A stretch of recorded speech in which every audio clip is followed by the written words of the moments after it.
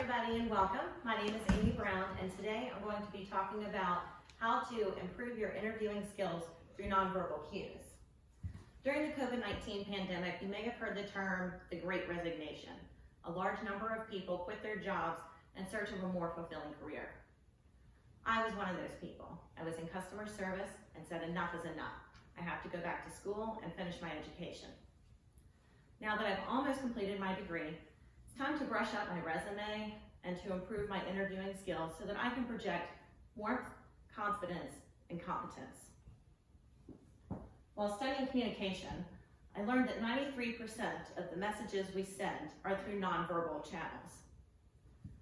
Corey Floyd of Communication Matters defines nonverbal communication as behaviors and characteristics that convey meaning without the use of words. He goes on to describe the 10 nonverbal channels, but today I'm going to focus on 4 that are beneficial in an interview setting. Our facial displays, our eye behaviors, movements and gestures, as well as vocal behaviors.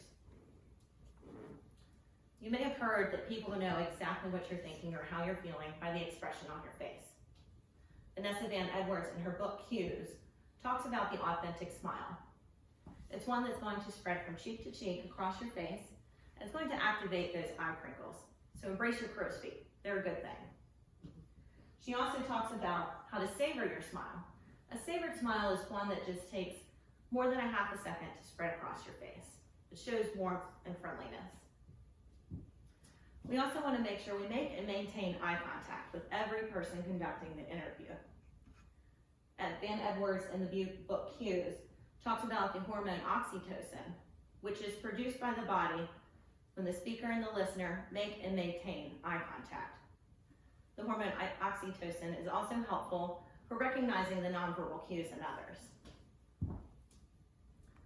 Now, what are we going to do with our hands and our bodies?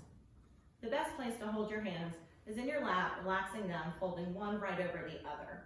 If you're sitting at a table, you want to keep them on top and keep them visible. It signals trust. It's also going to allow you to make more movements and gestures more freely without scrunching your shoulders, which can lower your confidence and make you look awkward. When you're using your small gestures, you want to use an open hand exposing your palms. You can use this to gesture to material that you're presenting, like a portfolio or a resume. We want to make sure that we have great posture, keeping your shoulders relaxed, your back straight, and your feet flat on the floor. Joe Navarro, in his book, Louder Than Words, talks about the term ventral fronting. This is just when you turn your torso and the tip of your toes towards the person that's speaking to you.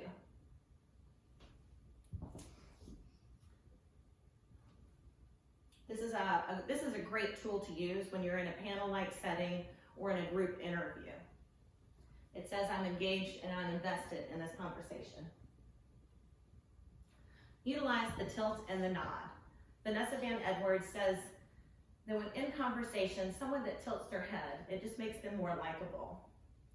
Also nod. It says I'm in agreement. We're on the same page. You can also mirror others' nonverbal cues. When they tilt, you tilt.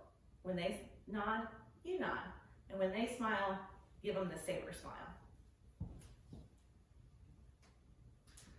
So now we've talked about the expressions on our face and what to do with our hands and our bodies. We're going to have to say something during the interview. So let's talk about vocal behaviors. The three key things to remember is your pitch, your volume, and using appropriate pauses. With pitch, posture, it's key. Keeping your shoulders relaxed and open is going to allow you to breathe more deeply and make your words sound more confident and confident. Once you also speak on the out breath, it's going to keep your pitch low and a natural tone. Also, volume is important. You want to project your voice. Taking the deep breath is going to allow you to keep that natural low pitch and project it across the room.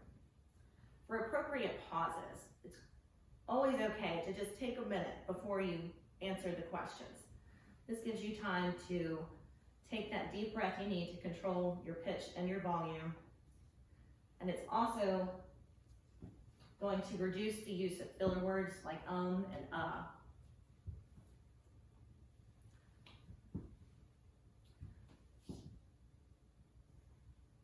Sonali Ganguly talks about in his article the 3 most notable nonverbal cues recognized in interviews is smile, eye contact, and body movements. So when you're preparing for your next interview to express warmth, confidence, and competence, you can use your facial displays, your eye behaviors, movements and gestures, and vocal behaviors. And good luck securing your dream job.